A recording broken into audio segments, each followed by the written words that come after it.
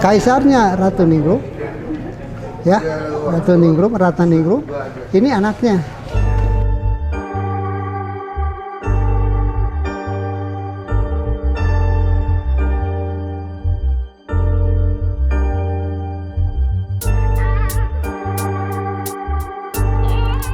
Halo Bro-tuber, ketemu lagi dengan Pak Bro Channel.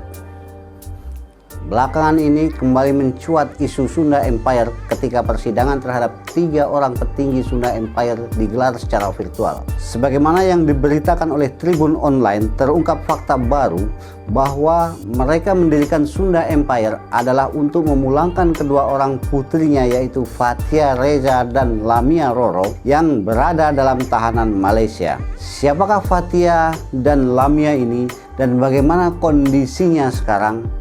Berikut penelusuran Pak Bro Channel. Siap.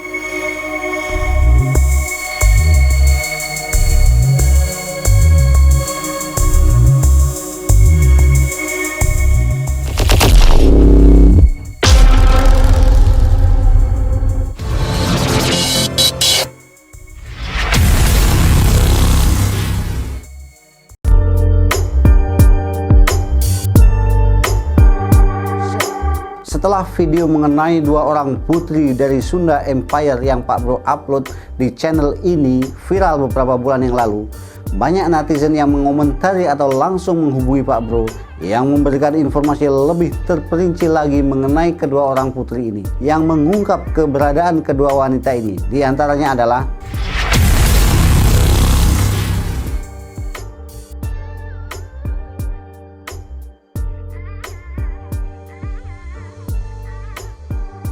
berdasarkan informasi dari keluarga di Indonesia yang menghubungi Pak Bro, memang betul kedua orang ini merupakan anak pasangan dari petinggi Sunda Empire Ratna Ningrum dan Nasri Bank. Ini terbukti dari silsilah yang Pak Bro peroleh dan kartu keluarga lama milik Nasri Bank. Tertera di situ Nasri Bank sebagai kepala keluarga, Ratna Ningrum sebagai istri, dan Fathia Reza dan Lamia Roro sebagai anak.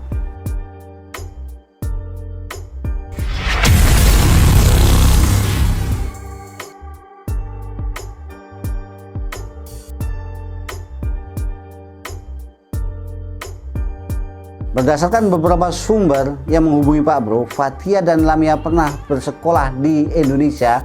Tepatnya Fathia Reza sekolah di SD YWKA Bandung, SMP Negeri 1 Bandung, SMA Negeri 2 Bandung. Sedangkan Lamia Roro sekolah di SD YWKA Bandung, SMP Negeri 1 Bandung, dan SMA Negeri 4 Bandung.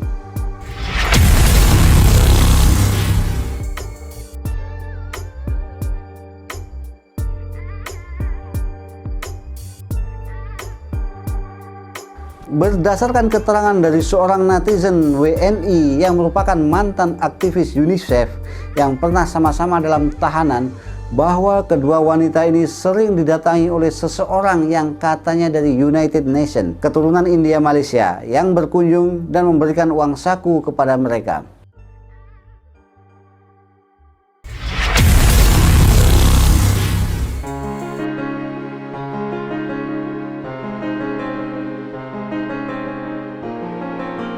Masih informasi dari netizen, agama mereka adalah Buddha.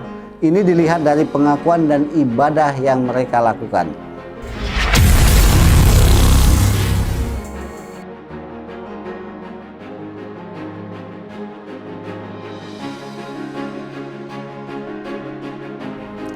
Walaupun bukti-bukti menunjukkan bahwa mereka anak pasangan Ratna Ningrum dan Nasri Bank, namun mereka mengaku anak pasangan mix Cina dan India, dan kepada orang lain terkadang mereka juga mengaku keturunan Sri Lanka.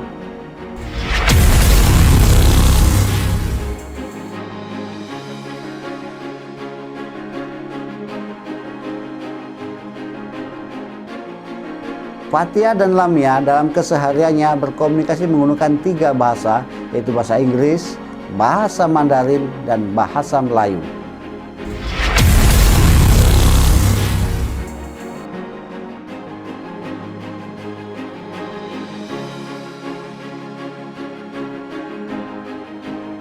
Di dalam tahanan, Mereka memelihara seekor kucing yang diberi makan setiap hari.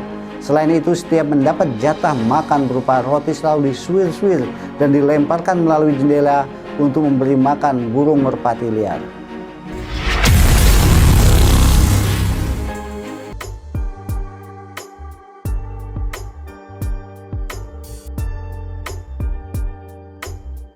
Kepada sesama rekan di tahanan, mereka bercerita sudah membuat surat ke beberapa negara agar mau menerimanya untuk dideportasi, namun gagal. Anehnya, beberapa kali KJRI Kucing dan KBRI Kuala Lumpur datang atas permintaan Malaysia untuk melakukan wawancara. Mereka tidak mau mengakui sebagai WNI.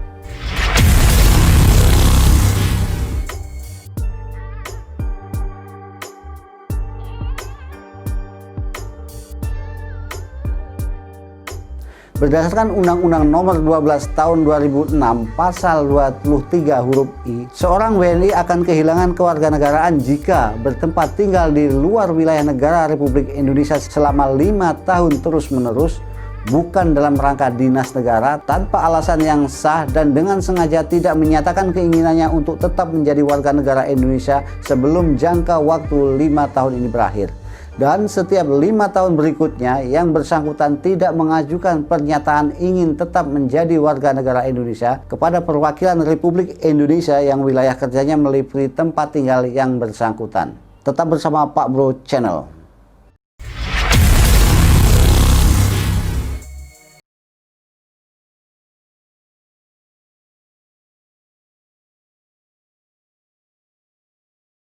Assalamualaikum, halo bro-tuber, ketemu lagi dengan Pak Bro Channel, channel informasi terkini dan teraktual.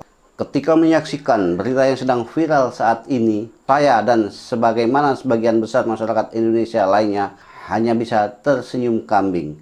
Hal ini wajar karena klaim sepihak yang mereka lakukan tidak terdapat di mana-mana literasi sejarah yang bisa dipertanggungjawabkan. Nagasaki jatuh, maka negara pertama kali kerajaan yang diberdirikan adalah Vatikan, 15 Agustus tahun 1945.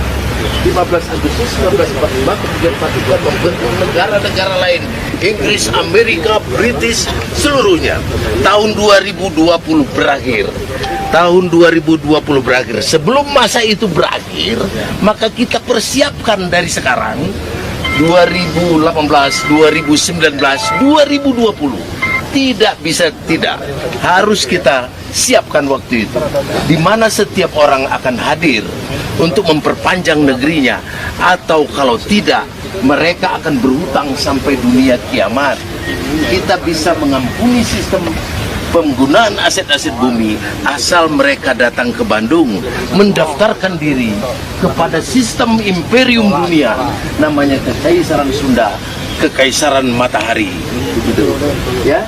Jadi kesadaran. Namun, hal ini mengingatkan saya kepada peristiwa 13 tahun yang lalu, tepatnya sekitar bulan Oktober 2007. Ketika itu saya bertugas sebagai petugas perlindungan WNI bagian konsuler pada Konsulat Jenderal Republik Indonesia di Kuching, Sarawak, Malaysia Timur. Pada saat itu saya dihubungi oleh counterpart saya dari kantor imigrasi Malaysia yang meminta tolong kepada KJRI Kuching untuk mewawancarai 2 orang wanita yang mengaku berasal dari Sunda Republik Demokratik. Karena mereka tahu Sunda itu berada di Indonesia, maka mereka meminta KJRI Kuching untuk membantu mewawancarainya. Akhirnya kami datang ke sana dan mereka adalah Putri Lamia Roro Wiranata Bruce dan kakaknya bernama Putri Fatia Reza berumur 23 tahun. Yang menarik dalam wawancara apa? Mereka tidak bisa berbahasa Sunda apalagi bahasa Indonesia. Mereka hanya bisa berbahasa Inggris dan dialeknya pun aneh menurut telinga saya. Menurut rekan saya di imigrasi, dialek itu adalah dialek orang Swiss. Kedua putri ini ditahan oleh imigrasi Brunei,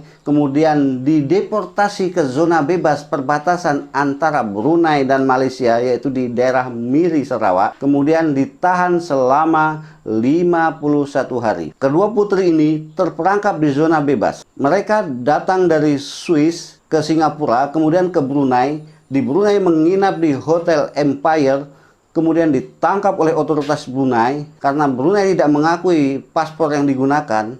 maka Brunei mendeportasinya ke daerah perbatasan tersebut. Dan anehnya, paspor yang digunakan adalah paspor diplomatik dari Sunda Empire tersebut. Putri Lamia Roro Wiranat mengatakan bahwa mereka dan orang tuanya tinggal di pembuangan di Swiss dan Jerman. Mereka sampai ke Malaysia dalam rangka tur ke daerah Asia Pasifik dari Swiss ke Singapura, ke Brunei. Selanjutnya mereka akan pergi ke Jepang. Namun sebelumnya mereka terdampar di Malaysia. Setelah ditangkap, mereka akhirnya diadili. Dalam persidangan, hakim menetapkan bahwa hak-hak Putri Lamia Roro Wiranata dan Putri Fathia Reza telah dilanggar karena mereka telah ditahan selama 51 hari tanpa diadili secara adil. Yang menarik dalam persidangan, mereka didampingi oleh 2 orang pengacara kondang Sarawak yang dibayar oleh keluarganya di Swiss. Dan dalam persidangan dihadiri oleh banyak pengacara dari luar negeri seperti Amerika dan Singapura yang ingin menyaksikan jalannya persidangan karena di negara mereka banyak ditemukan kasus serupa. Setelah ditahan selama 54 hari, akhirnya mereka divonis bebas dan imigrasi diamanatkan untuk segera mendeportasi dalam waktu 14 hari ke mana-mana negara yuridis yang mau menerimanya. Nah, di sini permasalahan timbul. Pihak imigrasi Sarawak yang diamanatkan untuk mendeportasi mereka tidak tahu harus mendeportasi kemana.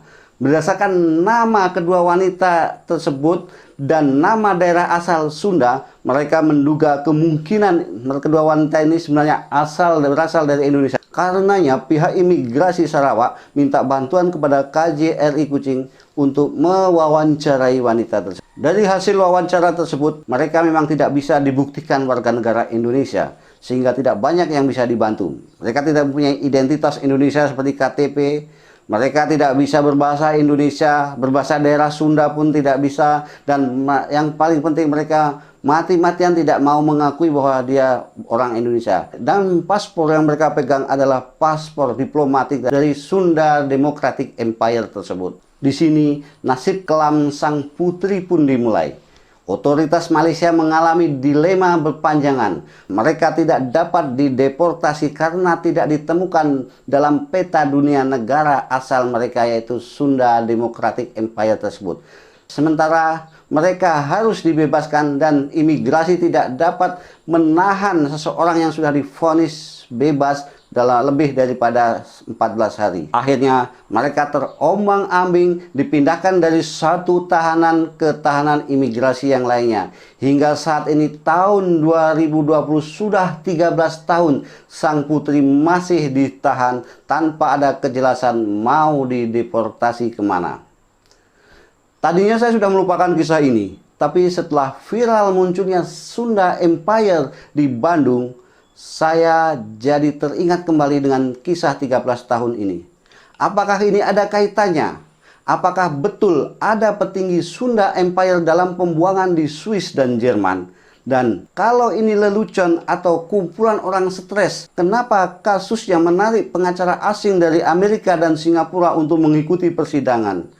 Apakah semua ini saling berkaitan? Bagi Anda yang mempunyai informasi atau bertanya lebih lengkap lagi, silahkan tuliskan di kolom komentar di bawah. Tetap bersama Pak Bro Channel.